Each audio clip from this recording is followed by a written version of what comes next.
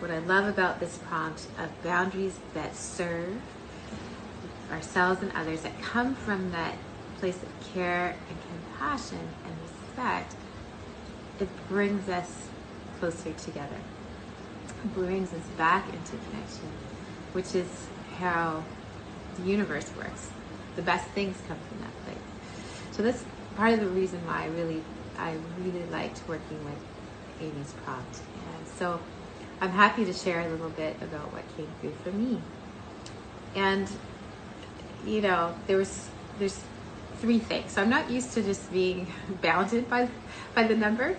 So, okay, the first thing that came up for me was a slip that I made. I don't usually make it. I'm usually quite against it, but I got distracted. And the slip was, the previous night I'd gone to dinner with my phone. I was trying to multitask.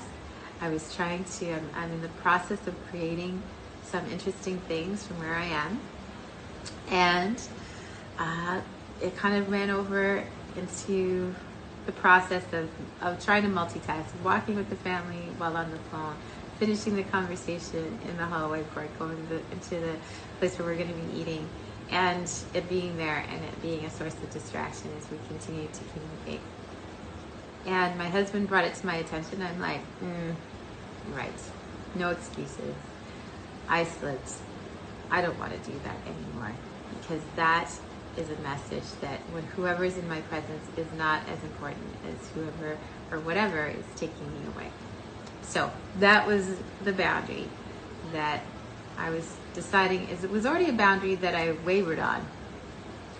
It's not something I normally do, that it was a reminder to not go down that road no matter what's going on. So that was my first one. The second one was self-care, in the sense of my exercise routine, that I have to say, like, I'm very privileged to be in a very beautiful place with equipment that I don't normally have. And what I'm realizing is that it's not about the equipment, it's not even about the place, it's really about the people. And so part of my exercise routine has wavered because I get energy from being with the people. And I find it really, really hard to stick with and get myself to that workout video. It's just how I work. So, I've been doing other things like yoga classes, which I love, but there's some things that I'm not doing consistently. And the timing doesn't necessarily work for me to go and do some classes in community. So that was the other thing that I needed to pull myself back on task in order to do the best for myself, which automatically serves the people around. Okay? So that was number 2. The third thing was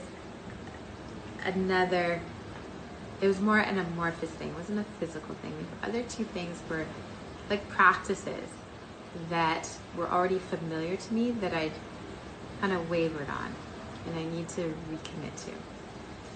This third one was one I wrote most about. And it has to do with being very intentional with my words, which I've talked about before, but I'm very intentional when talking about the place that we're in right now in the world with respect to this pandemic. I'm very careful not to be saying anything or contributing to an atmosphere of fear in any level, any way, and to actually move through that experience within myself internally until I come to a place of clarity, resolve, and can either hold space or share something in a form that is in line with compassion and care. So what do I mean by that? Well, I think we can all get carried away with the news, with the toxicity that's in the world, and be affronted, outraged, and to be sharing and commiserating in the outrage on whatever, however you view this, there's outrage on some side. And I recognize that this attitude that at times I can get carried away with because I have a hard time with the way, not the actual thing, but the way that we are treating each other right now. I can get, very, I guess, righteous in a way. And I think many people can fall into that as they rally to try to create something better. So, and I've been trying to navigate myself in terms of how do I speak to people who are caught in the middle, who are in these really, really tough positions where they feel conflicted a lot of the time. I think right now is a time where there's so much conflict internally because we are grappling with being in the middle of a change. Right now, we're in the middle. The hardest part, the middle place is the hardest place. The middle of change. And this is a real growth moment that we're experiencing collectively.